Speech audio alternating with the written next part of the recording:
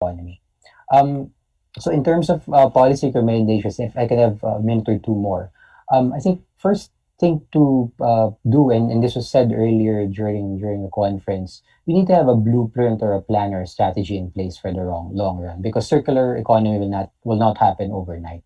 There has to be changes and reforms in other sectors, taxes, incentives, business models, helping SMEs, helping community organizations scale up what they're doing. So these kinds of things have to be integrated into a master plan or strategy. This avoids the piecemeal or ad hoc approach.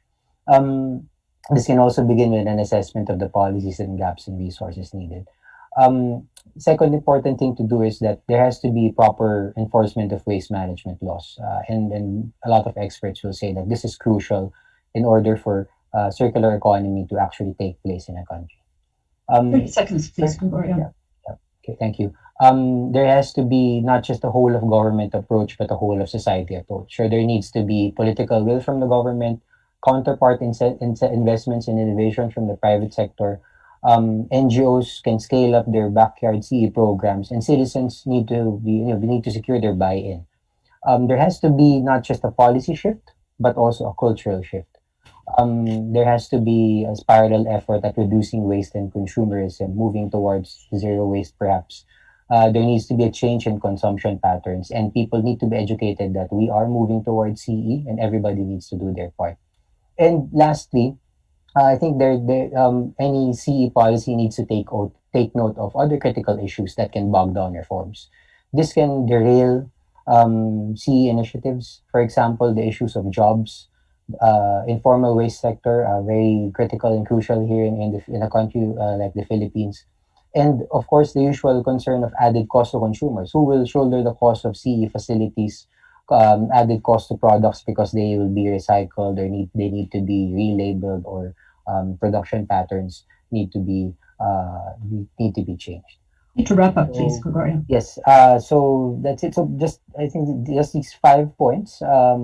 And I think these are not only recommendations for the Philippines, but my best bet is that these are issues that other developing countries are also experiencing, and probably lessons which can be applied to promote circular economy in their countries. Thank you very much. Maraming salamat. Good afternoon again. Maraming salamat, Gregorio. That was excellent. And having lived in the Philippines, ADB's headquarters is in the Philippines. I would absolutely agree with you that on the need for behavior change. But the government has to facilitate that by giving options for waste management. We know that much of the plastics in oceans actually comes from rivers in the Philippines, but people need options for their waste, and I think you've touched on really significant issues there. So thank you. Let me quickly move to our discussant for this paper, Anurod Sachdeva. He is German Chancellor Fellow, Resource Efficiency and Circular Economy, Ecologic Institute in Germany. His main research interests are urban environmental issues, including solid waste management with a focus on plastics and circular economy. Anurod, the floor is yours, please. Yeah. Thanks a lot, Linda, for the introduction. And first of all, thanks a lot for giving me this opportunity to participate as a discussant in this well-timed and relevant conference on circular economy in emerging markets. And as you have already introduced me, I'm Anurod Sachdeva, working as an international fellow at Ecologic Institute, and we are an environmental think tank based out of Berlin in Germany, and we work in circular economy and resource efficiency and also other projects. So I'll just quickly share my screen to, I hope everybody can see the screen. Yes, and if you could just share that in slideshow mode.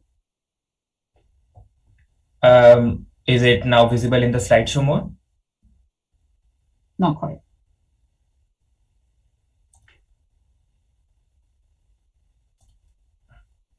Yeah. Okay.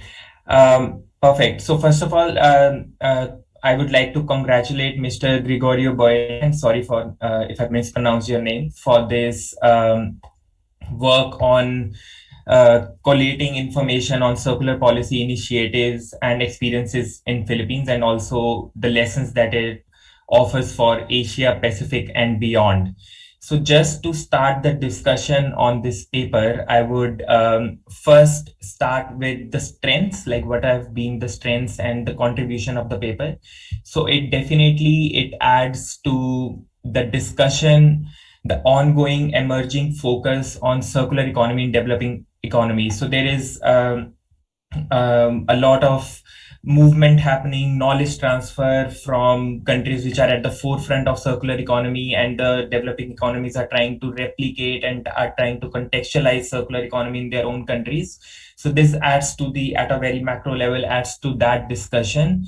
And how it adds to that discussion is by taking a very comprehensive stock take of what have been the existing laws and policies, and what are the proposed laws and policies.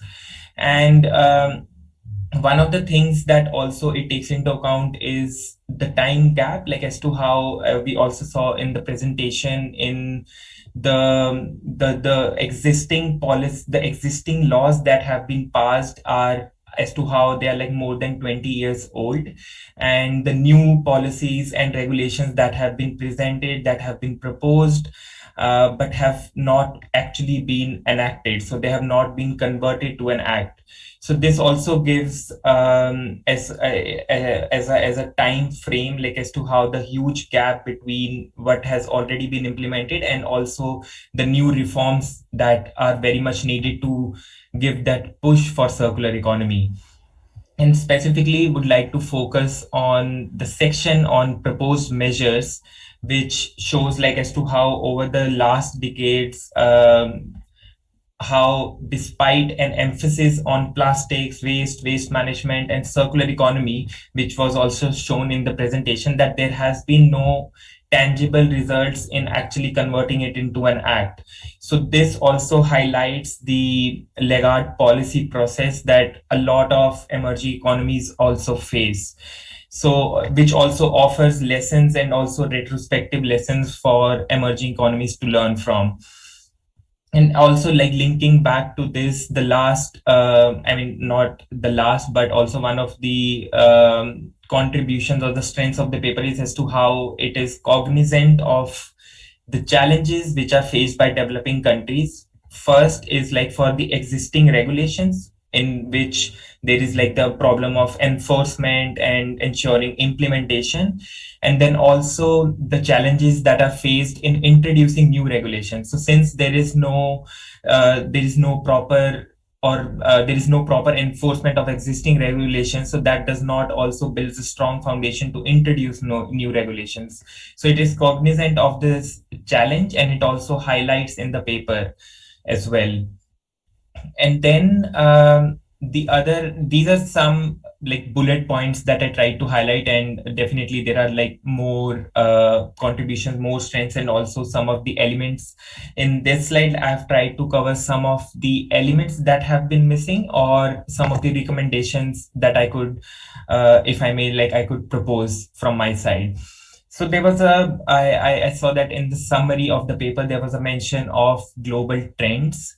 And I strongly believe that there are a lot of best practices that can offer support as well as offer empirical evidence in terms of introducing as well as developing circular economy law and policies. So developed countries, obviously, because of a lot of countries have been at the forefront of adopting circular economy policies, for example, the EU, and also in Northern America, for example, Canada.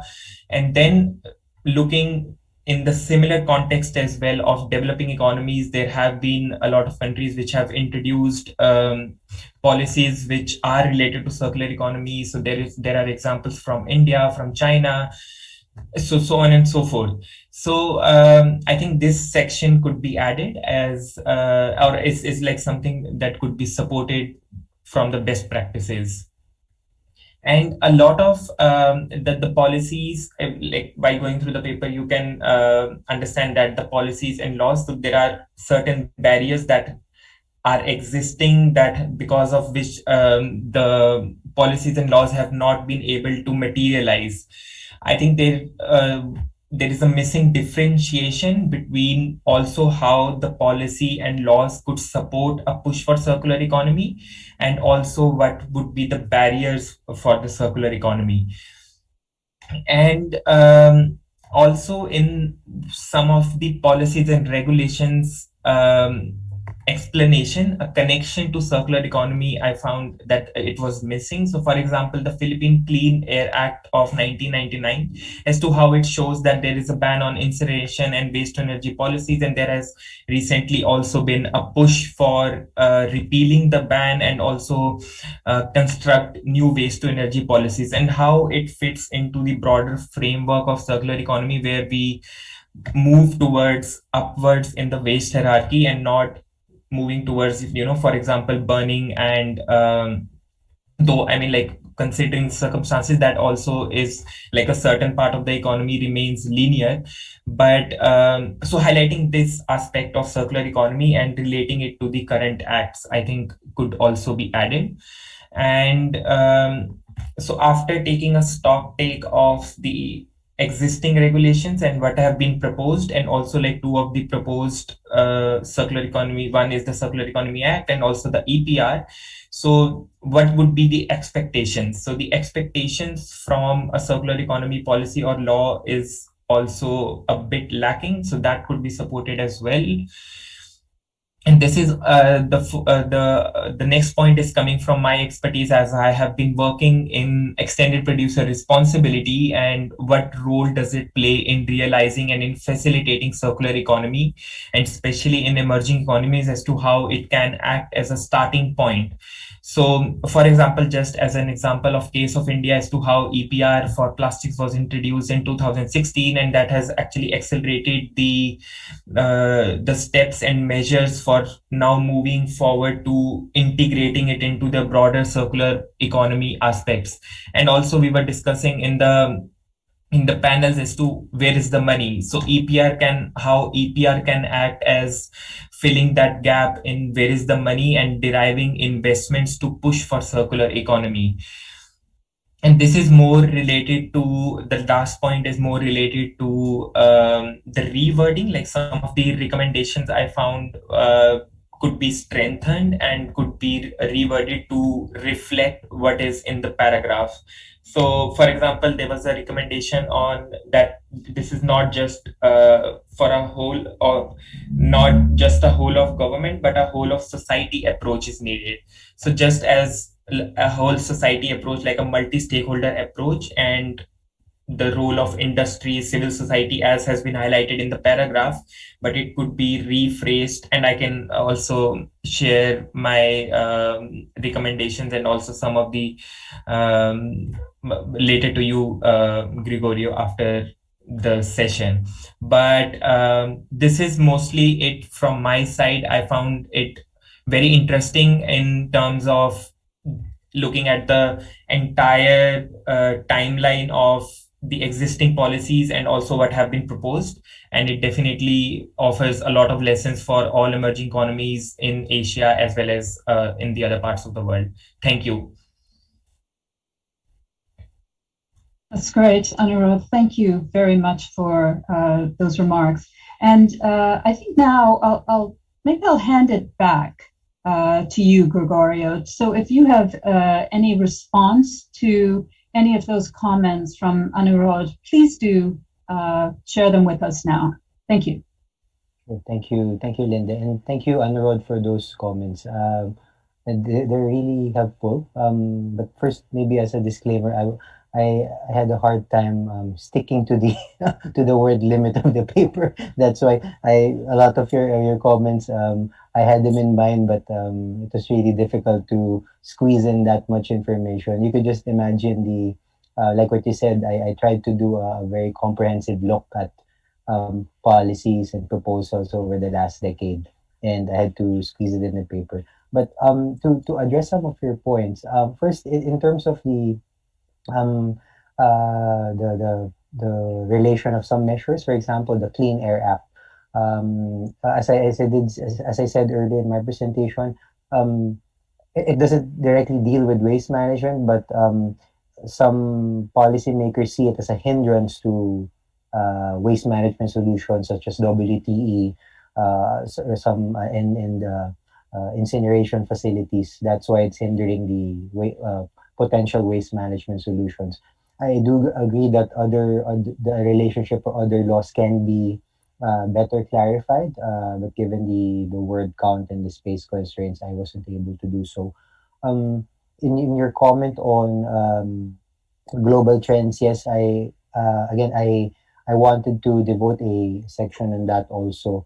I did try to connect the policy recommendations and the analysis with global trends, although it could have been a bit clearer.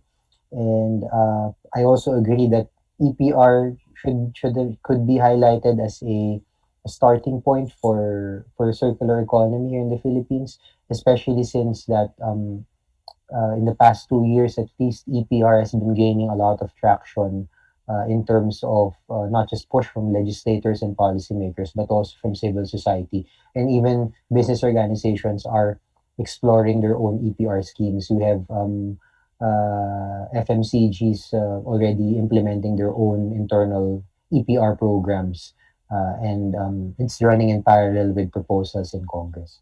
So thank you for that, Linda. Yes. Thanks very much, Gregorio.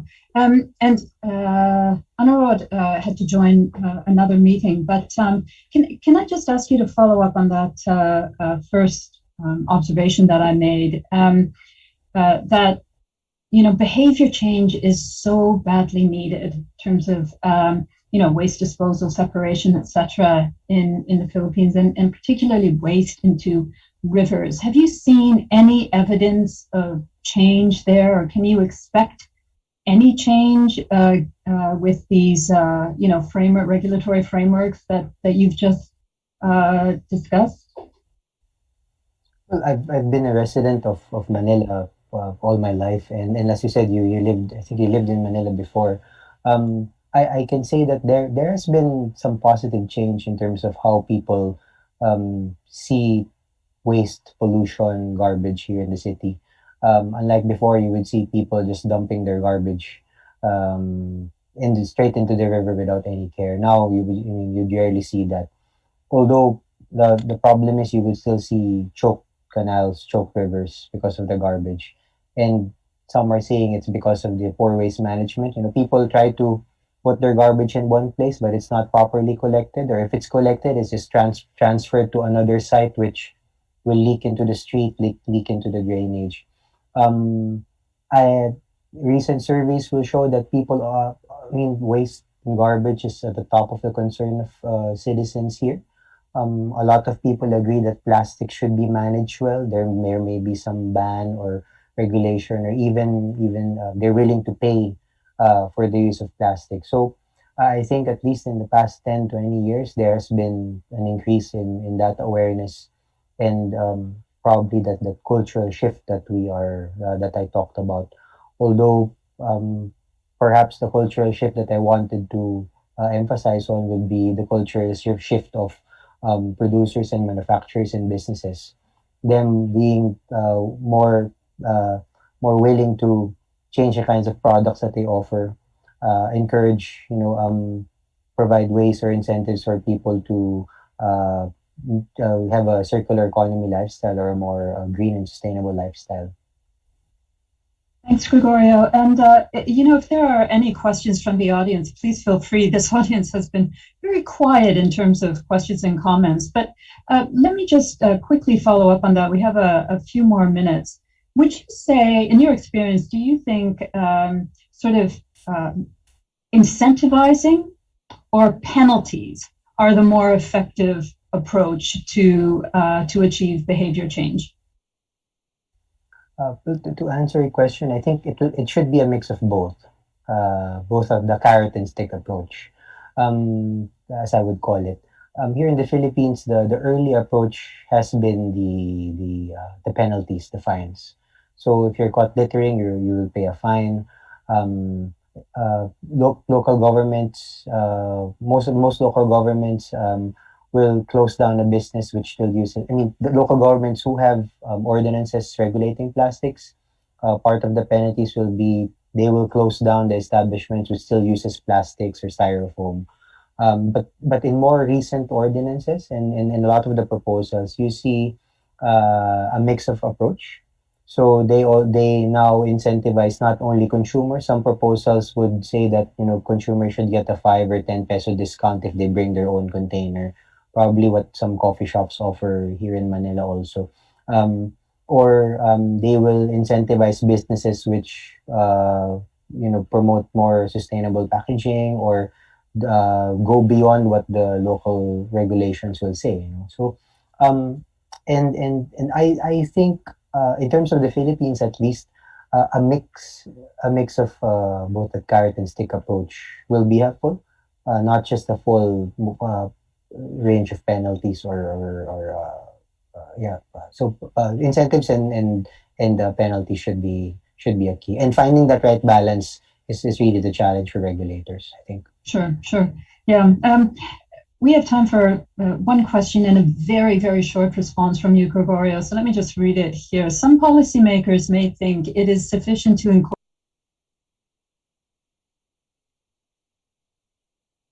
regulations in relation to waste management. What do you think? Do you think a standalone EPR law would be more effective? And that's from Jocelyn Lee for you. Thank you, Linda, and thank you, Jocelyn, for that question. I think you would have to look at the current legal frameworks of each country. It's a case-to-case basis, I think. Some countries with more robust or developed waste management laws might find it easier to incorporate EPR within existing laws and regulations. But countries, especially some developing countries with very nascent environmental laws and policies, might find it easier to have a standalone EPR law. But again, similar to what we've been discussing in this spiral session and earlier in the conference, there has to be that integrated whole of government approach. You have to look at different areas of where you need to amend. So probably the EPR, even though you have a standalone EPR law, it might need to provide tax incentives. It might need to make amendments in, let's say, like in the Philippines, in the Clean Air Act. So I would recommend a more in-depth analysis, case-to-case, country-to-country basis. I hope I was able to answer that. Yes, we've learned so much about the Philippines today, and it's been very valuable. Thank you again. And to Anurod Sachdeva for his great remarks. Thanks very much. We are now going to leave this breakout room and reconvene in the main room, and then we can join the next breakout rooms. Thanks again, everyone. Please click to leave the breakout room. Bye now.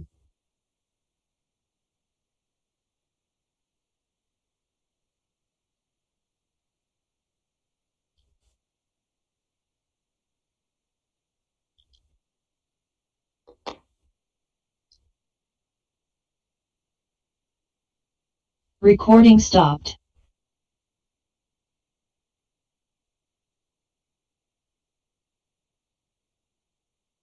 Recording in progress.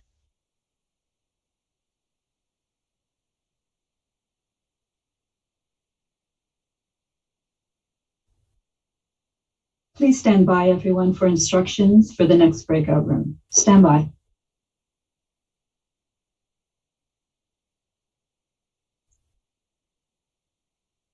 Okay, thank you everyone for rejoining us here in the main room. So I hope you were able to get a better Với understanding. phiên họp chính và hy vọng là với phần trình bày tham luận vừa rồi thì chúng ta có thể hiểu rõ hơn liên quan tới các cái nội dung mà diễn giả đã trình bày. Và bây giờ chúng ta sẽ tiếp tục đối với phiên số 2. Và Như thế thì chúng ta thấy rằng là phần này chúng ta sẽ tiếp tục lắng nghe phần tham luận, đó là đối với cả phiên tham luận số 1, các chính sách và lộ trình của khu vực quốc gia về kinh tế tuần hoàn. Có bài trình bày về hướng tới chính sách kinh tế tuần hoàn toàn khu vực cho ASEAN và Đông Á từ phía Nhật Bản. Và tham luận số 4 đó là đổi mới sáng tạo trong kinh tế tuần hoàn trong thành phố, khai mở cơ hội cho kinh tế tuần hoàn, trường hợp từ Bangladesh, phát triển điện từ rác thải. Thế thì bây giờ chúng ta sẽ tiếp tục tham gia lựa chọn vào một trong hai phiên này, và chúng ta sẽ quay trở lại lắng nghe phần phát biểu bế mạc vào lúc 16:50 giờ Nhật Bản.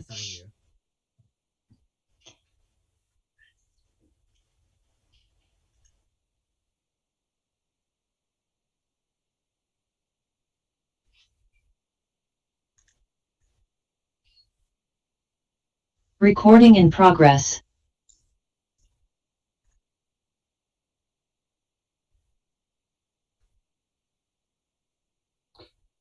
So, good afternoon, everybody.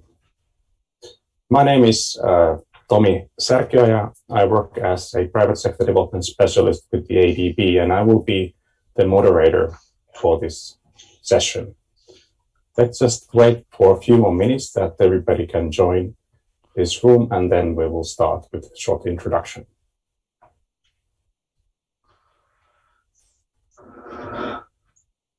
Okay, it seems that we have all the participants in the room already. So let me use this opportunity to introduce Mr. Michikazu Kojima. He is Chief Senior Researcher in the Institute of Developing Economies in Japan External Trade Organization. He is also Research Fellow in Economic Research Institute for ASEAN and East Asia. He has studied in environmental policies, especially in waste management, recycling, and international trade of recyclable waste. He has also contributed to the field of international cooperation as a member of expert working group of environmental sound management under the Basel Convention, and he is course leader on JICA training courses on recycling policy. Please, Mr. Kojima, the floor is yours. Thank you very much for kind introduction. Let me share the slide.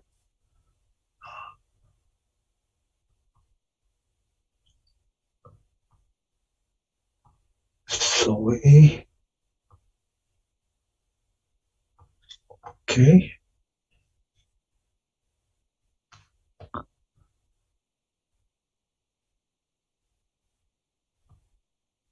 Thank you. We can see the slides. Can you please use the presentation mode? Yeah, I think it's coming. Yes, wonderful. Thank you very much. In this presentation, I'd like to argue the necessity of regional circular economy policy and propose some elements of regional circular economy policy in Southeast and East Asia.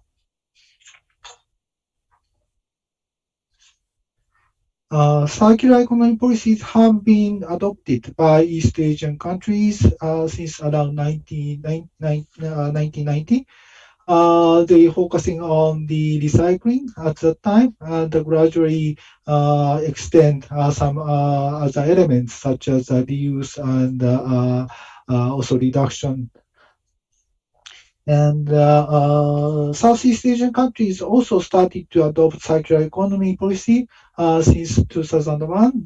One of the earliest regulation was the Ecological Solid Waste Management Act, which was already mentioned by Gregorio in the previous presentation. And some other countries like Vietnam, Singapore, Indonesia also made some regulation to apply EPL or promote recycling. And also Thailand and Malaysia is developing the draft regulation on e-waste recycling, which are in the process of the final approval, as far as I know. So many countries in ASEAN and East Asia try to adopt the circular economy policy. but there is no coordination or harmonization mechanism in the region. I'd like to show the necessity of the regional circular economy policy for Southeast and East Asia. Most of Southeast Asian countries have high trade dependency rate, which is share of export and import in GDP. Trade dependency rate of Singapore, Vietnam, Cambodia, Malaysia, Thailand, and Brunei are more than 100%, which indicate that the when they try to make a closed loop for recycling or remanufacturing the use, they may need a kind of international trade of recycled waste or some recycled kind of the materials for input to some production or second-hand goods for the manufacturing. So to make a smooth kind of a transboundary kind of the circular economy in the region, we should harmonize a kind of a design for recycling, industrial standard for recycled products, and the import restriction on recycled waste and second-hand goods. One of the examples of the good practices beyond the border was the loop beyond the border was Fuji Xerox copying machine case. Fuji Xerox, the copying machine producers, which made Fuji Xerox Eco Manufacturing kind of a regional recycling plant in Thailand. They import the used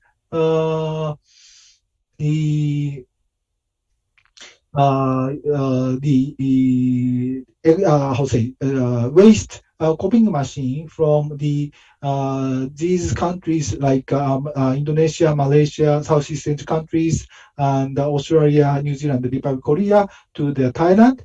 And in Thailand, they dismantle it, and most of the recycled waste recycled in Thailand. And some of the recycled waste which cannot be recycled in Thailand were sent to Japan, and also some residuals of waste are sent to Japan for disposal. So such kind of good practice was established by the company itself. And this initiative got several awards in the region, like from the Japan, Hong Kong, Thailand, and also Singapore. But they closed the factory in 2019 after Thailand made a stricter regulation on the import of e-waste.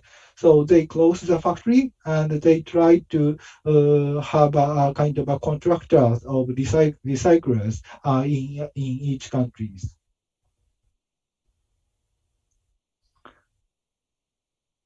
Okay. Based on the trade matrix, the intra-regional trade of East and Southeast Asia reached about 40% in export and 47% in import. It is lower than EU, but similar to the free trade agreement among United States, Canada, and Mexico. So it might be good for us to formulate a kind of a regional circular economy policy to promote circular economy in the region because our kind of supply chains beyond the border. And there are some elements of the regional circular economy policy. The first one is a design for recycling. one of the best practices of the design for recycling is a guideline of design for PET bottles developed by Japan's Council for PET Bottle Recycling, which is a kind of industrial association to promote PET bottle recycling. They revise and add some elements in the past. They gradually developed the guideline, expanded the guideline. And for example, they prohibit the use of the colored PET for PET bottles because limited demand of waste colored PET. I show the table here. You can see that the colored PET bottles, the price is low. This price is the buying price of PET bottle by the Waste Bank in Indonesia and junk shop in Thailand. So the colored PET bottles do not have much demand. So the price of the buying price of PET bottle is lower for colored one. And the next one is an industrial standard for recycled products. Japan and Malaysia have some kind of the industrial standards for recycled products. Some of the recycled products cannot satisfy the conventional industrial standards. So they need some kind of the specific standard for recycled products. So such kind of standards can be utilized in the the negotiation of the trade, buy and sell of the products. And also Malaysia also utilize, or Japan, Malaysia and Japanese government also utilize these kind of industrial standards in the public procurement. So our goods are traded among our region and also sometimes beyond the border. We need to make a kind of a harmonization of these kind of industrial standards. The third one is import restriction on recyclable waste. As I mentioned in the Fujisaro's case, the import restriction may become obstacles to organize a good recycling program, especially in small countries, including the small island countries in the Pacific or some other countries.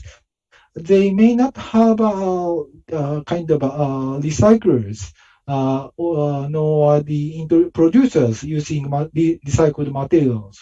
Ban on import of recycled waste may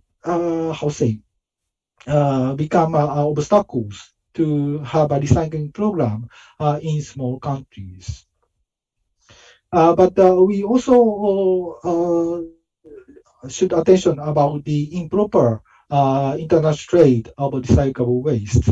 So appropriate regulation on international trade of recyclable waste should be formulated to reduce the improper trade of the recyclable waste, but to increase the recycling in this region and the world.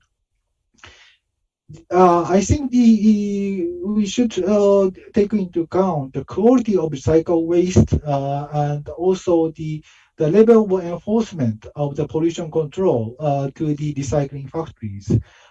Depending on the quality of waste and depending on enforcement of pollution control, governments choose appropriate trade regulation to reduce the risk of pollution and to promote investment in environment sound recycling. 1 minute, please. So, yeah, waste are not contaminated or no hazardous substances or pollution control regulation is well enforced. The countries then some of the cleaned plastic waste can be imported without any restrictions.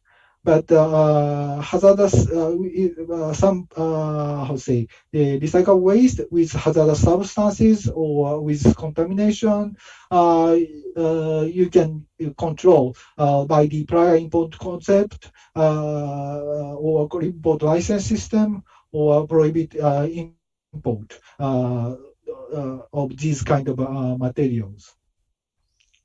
So depending on the quality and enforcement of pollution control, you can identify proper control. And I skip this one. To have a harmonization of the design for recycling or industrial standard for recycled products or trade regulations, we should have a good platform to negotiate such kind of standard or regulations. So we can learn good initiative from EU or North America. Anyway, we should make a good kind of platform to negotiate the harmonization of the industrial standards or design for recycling and trade regulations. So yeah, that's my presentation. Thank you very much.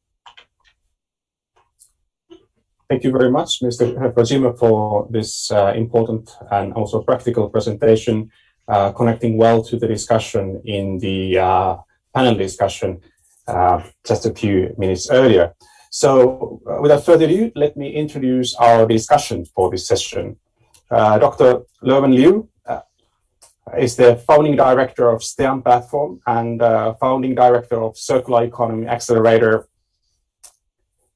She specializes in business development and education in emerging technologies, circular economy, and sustainability.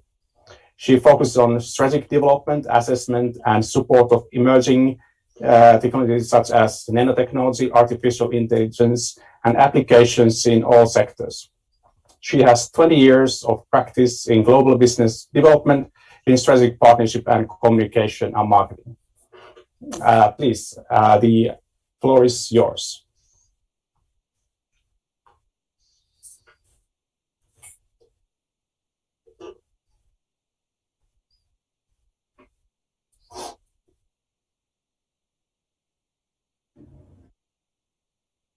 Mr. Kojima, can you kindly stop sharing your screen?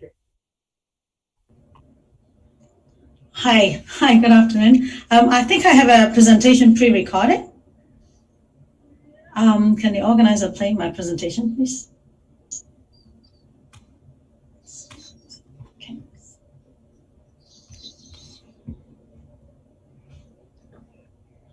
Good afternoon, everyone.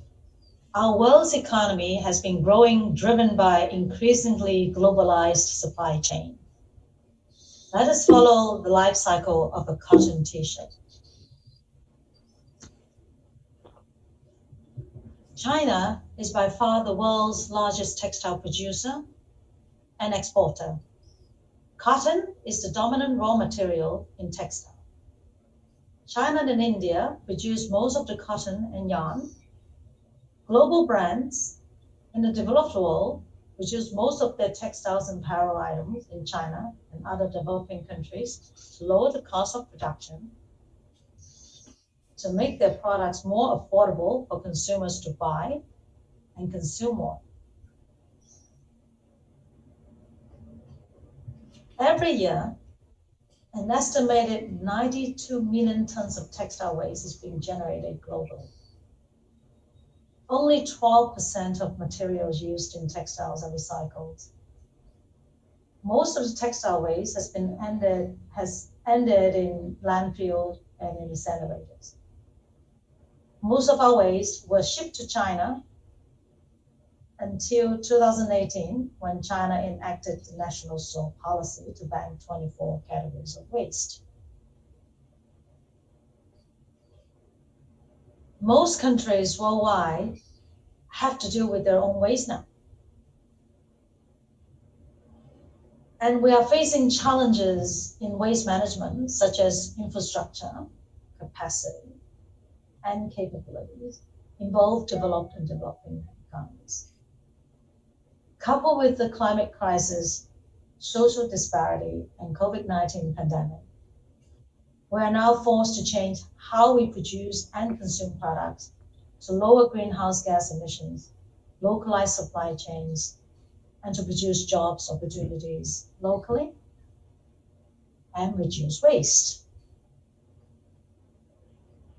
Kojima-san's paper towards regional circular economy policy in ASEAN and East Asia is very timely. He gave an excellent overview of circular economy policy in the region and analyzed challenges the region is facing. We provided excellent recommendations for the acceleration of the regional and circular economy transformation through policy harmonization and intervention.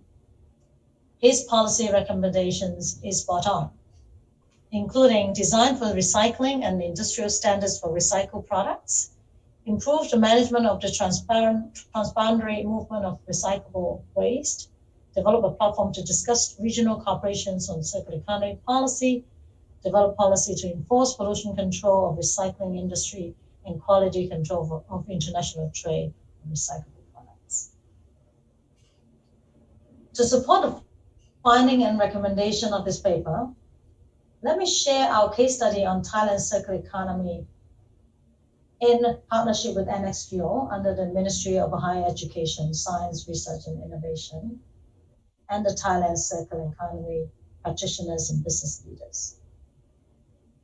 We have looked at the circular economy ecosystem in Thailand from policy regulation, community support platforms, industry practices, to research, innovation, and education. We spent the last 6 months analyzing Thailand's circular economy entrepreneurship ecosystem, focusing on textile, plastic, packaging, food and agriculture, building and construction. I have led a team of undergraduate and postgraduate students to conduct site visits, interview practitioners from SMEs, startups, and communities, as well as executives from large corporations and policymakers. We filmed and edited videos and post them on YouTube channel to show the action on how circularity is being practiced on the ground in Thailand. We conducted value chain and supply chain analysis, identified gaps and mechanisms of circularity practices. We provide recommendations on policy roadmap and policy framework for building circular economy entrepreneurship ecosystem. We organized the first circular economy business roundtable in Thailand last October, brought together business leaders from all sectors and conduct breakout sessions to allow business practitioners to give recommendations to the government. We also organized the Circular Economy Leadership and Partnership Summit in March, which is the first summit focusing on addressing the critical drivers for circular economy transition, including policy, technology, business innovation, and financing. In particular, policy sharing among Asian European countries have helped identifying mechanisms of success and failure and PPP practices. Let me share some of our key findings on circular economy ecosystem in Thailand. We have found that the SMEs, led by new generation foreign educated executives, is leading the way in all sectors, textile, plastic packaging, hospitality, buildings, etc. These entrepreneurs have the ambition to build an ASEAN circularity hub. Community eco-waste management is led by passionate women. And big corporations have set zero waste to landfill by 2030 and carbon neutral by 2050.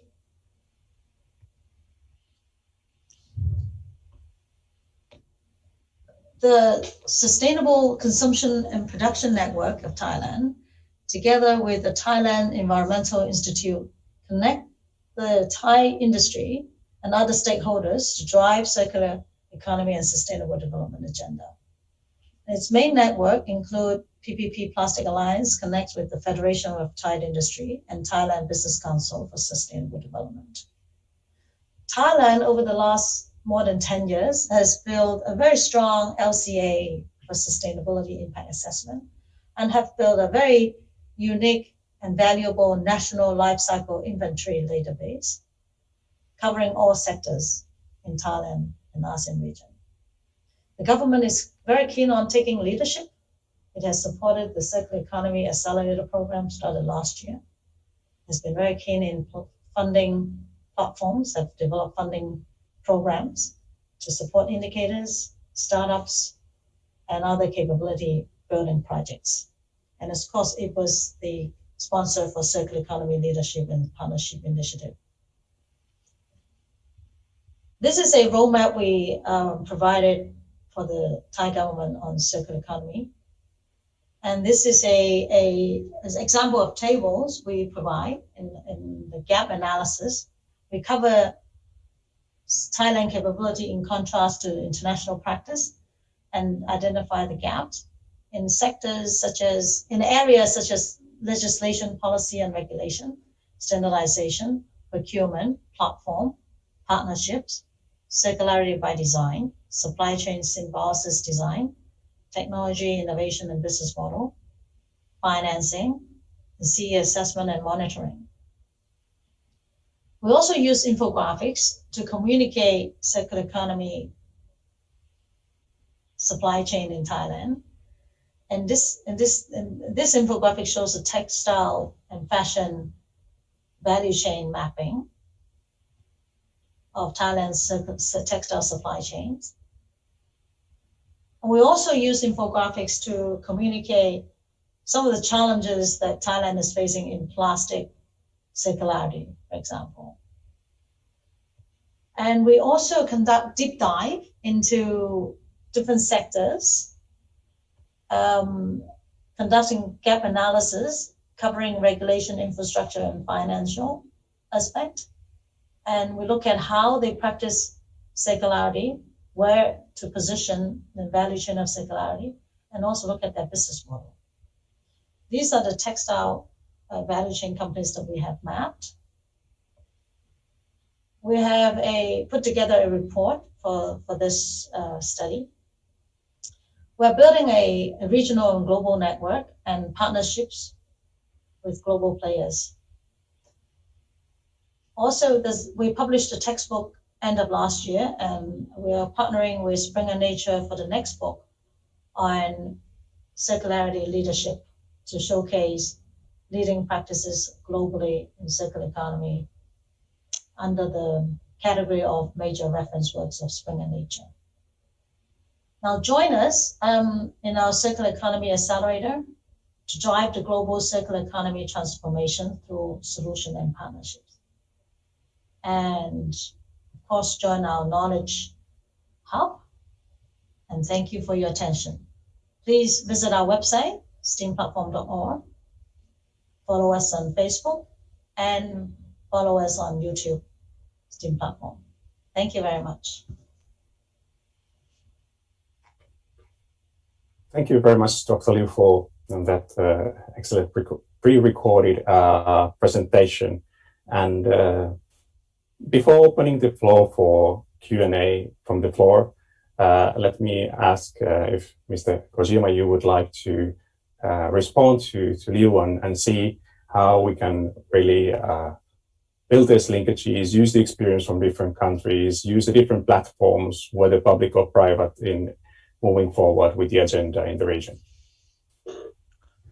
Yeah, I think the Thailand has a good initiative to have a kind of a stakeholder dialogue within Thailand. You have a kind of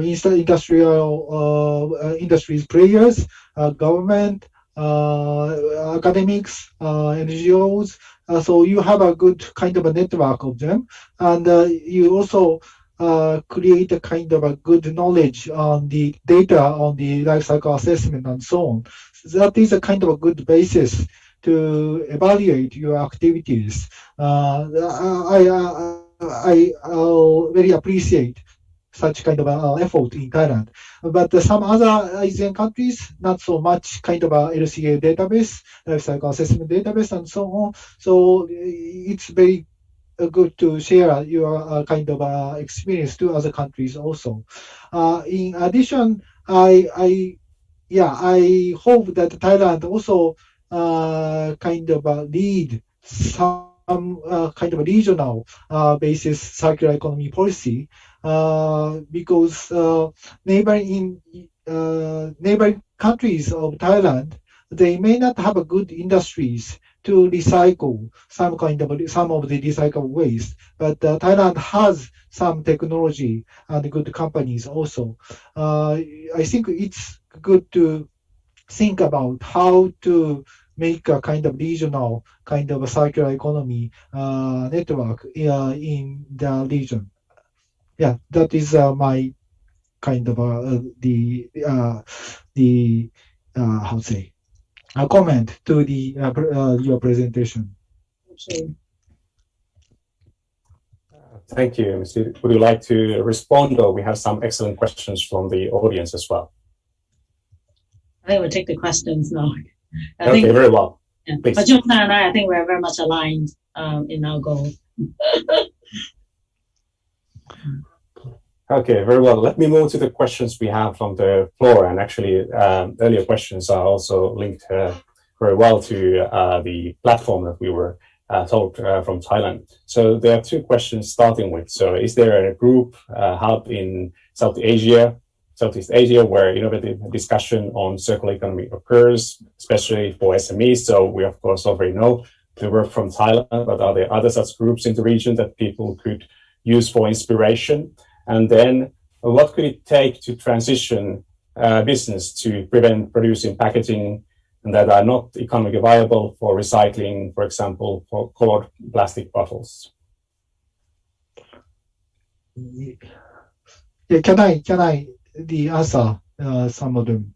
Please. Regarding the platform, there are some kind of a platform to share the good practices, like 3R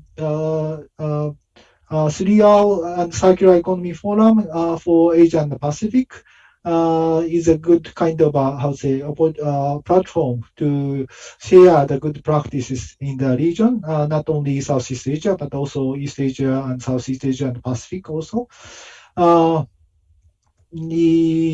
Yeah, that is one of the good platform, but we don't have a good kind of negotiation process to harmonize the standard or harmonize the kind of ideas of the trade restriction and so forth.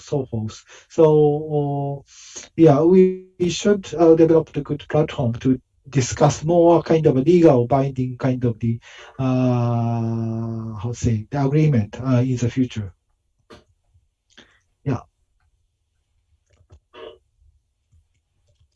Thank you very much for that one. Ms. Lee, would you like to answer to that question as well? I was just trying to type so I can do parallel processing.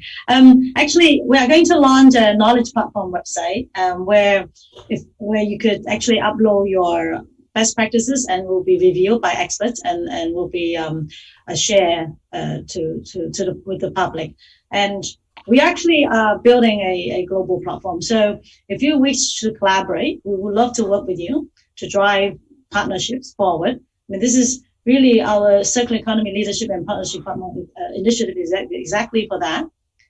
We share leadership practices on our YouTube channel and on our website, but at the same time, we like to feature properly the case studies. So we are forming a advisory panel to assess these practices and to ensure they are truly circular.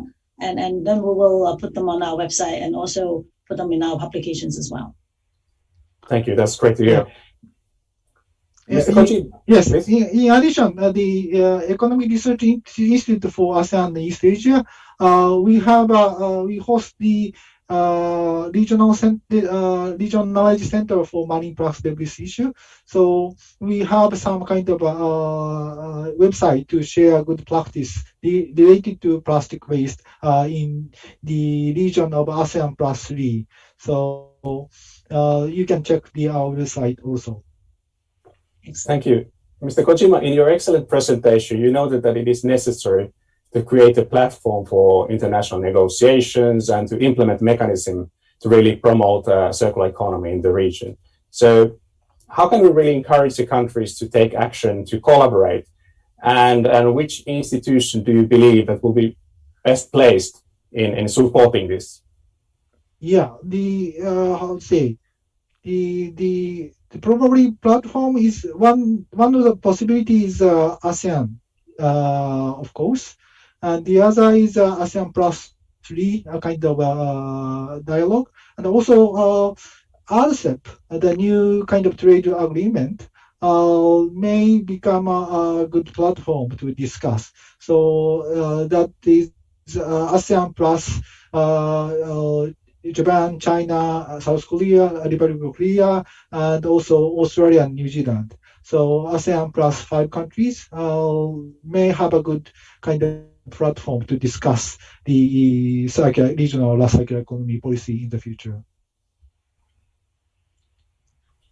Actually, sorry to interrupt. Kojima-san, I understand that Thailand is going to host the APEC summit next year. Would you have anything to suggest to the summit meeting? Perhaps we could put circular economy on the agenda.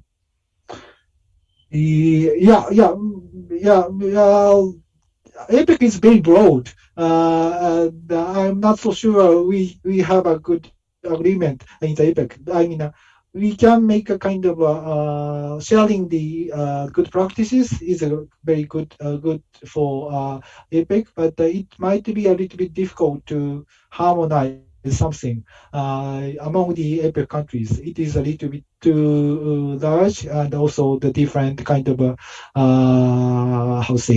background. That is my impression. Well, thank you. We'll see how we. I think the Thai government is keen to promote their BCG initiative, the Bio-Circular Green Economy Initiative. I think they will probably take some action on this. Yeah, good. Yeah, that's right. Yeah. And I think it's really encouraging to see the number of countries in the region, in ASEAN, are getting more and more interested, both promoting national efforts, national policies, strategies, laws to the circular economy, as well as considering different forums for collaborating and creating those important regional networks. As in the earlier panel discussion, there was the example of EU that there has been development at the regional level, but also requiring action at the national level to have concrete implementation plans in place as well. So both are very much needed. There's still some more questions from Monique Tropez. And if I think we still have a little bit more time, so let me ask one question more. What are your insights on facilitating behavior change among the general public on single plastic use, for example, in wet markets or with single-use, fast-moving consumer goods?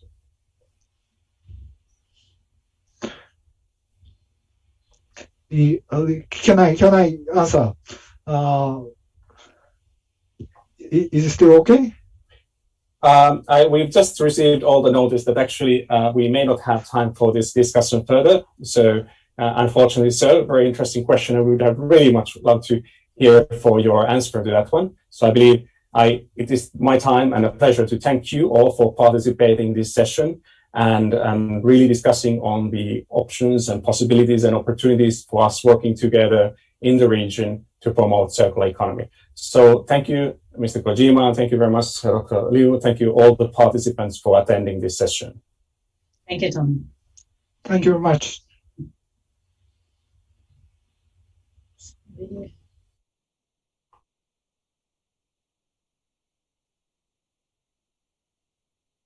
Recording stopped.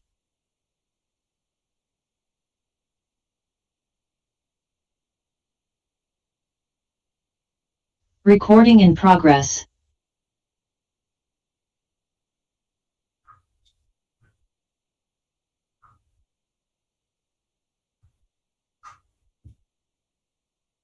Let's wait a few more moments for everyone to rejoin.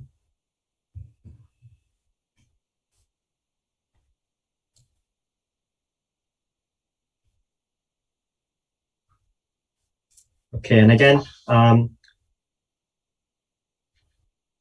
interpreters have rejoined. Apologies that we're unable to have interpretation for the breakout rooms. But if you go to the bottom panel of your screen, you'll see the interpretation icon, and from there you can select the English channel.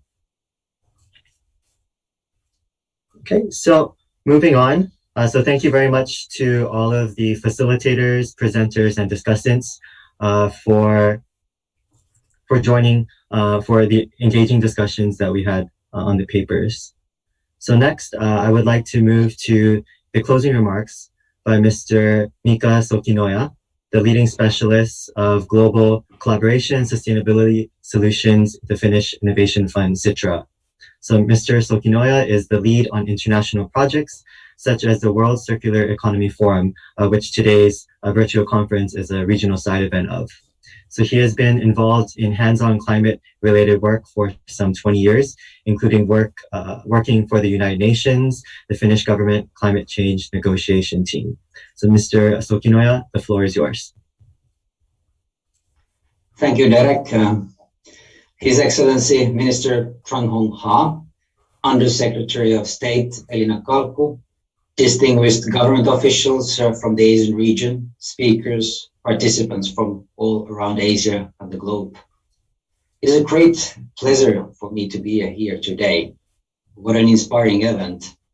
On Citra's behalf, I want to thank the Asian Development Bank Institute and the Institute of Strategy and Policy on Natural Resources and Environment of Vietnam for the excellent collaboration in arranging the call for papers and this event.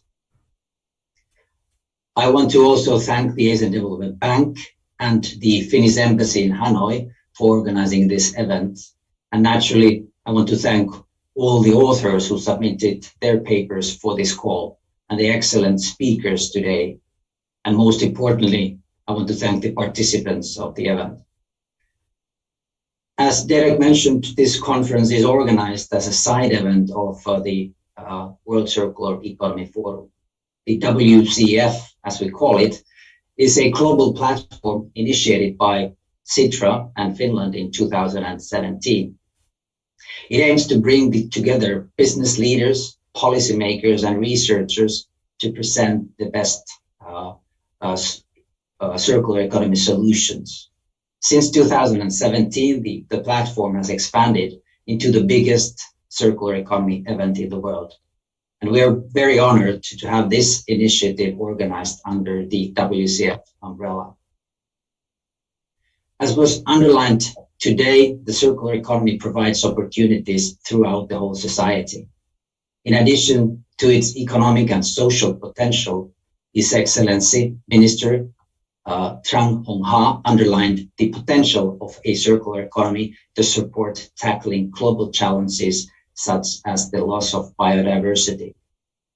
The transition to a circular economy must happen fast to tackle these major challenges, such as climate change, the loss of biodiversity, increasing problems around the growing amount of pollution and waste. Undersecretary of State Elina Kalku underlined the role of trade policies in supporting the acceleration of circular economy across borders. Standardization is crucial to harmonize this change of the international trade regime. The importance of collaboration within and among regions for a favorable environment is indeed needed. This was underlined by Mr. Nishikazu Kojima. The economic potential of a circular economy is unquestionable. By scaling circular business models, like as-a-service models, and extending the life cycle and the use of materials, it is possible to increase their economic value. To achieve these benefits, financing for a circular economy is needed, as Mrs. Eda Unal stated in her paper and her presentation. Mr. Ramesh Subramaniam pointed to the plentiful green recovery opportunities that the ADB sees. He also made it very clear that we need private sector and that the private sector will not come in if the risks that are there are not mitigated. Mr. Gregorio Rafael Bueta observed the ways that the Philippines could tackle the waste crisis through policy development and regulations. Regulations guide the societal transformations to preferable directions. And Mr. Bueta's paper brings out thoroughly how policies can be planned to support the circular transition. And Linda Arthur pointed out well that supporting policy frameworks should also be seen as investments for future. In addition to the economic and environmental opportunities, I also find it important to bring out the potential to increase societal well-being with a circular economy. For example, the employment opportunities are unquestionable, as Miranda Schnitger in her keynote speech stated. We have heard today how an economic transformation is needed and how the transition to a circular economy provides many opportunities. However, no change comes without risks. A message from Mrs. Laura Marsigliani's paper is one to be kept in mind. Technological developments for a circular economy can tackle some challenges but increase others. Therefore, it is important to anticipate the different impacts on the economy, environment, and society that the circular transition can have. The work for a more sustainable future continues, and the initiatives such as today's are very important in planting the seed of the transition. At Citra, we see that by bringing different actors together, we can facilitate the continuation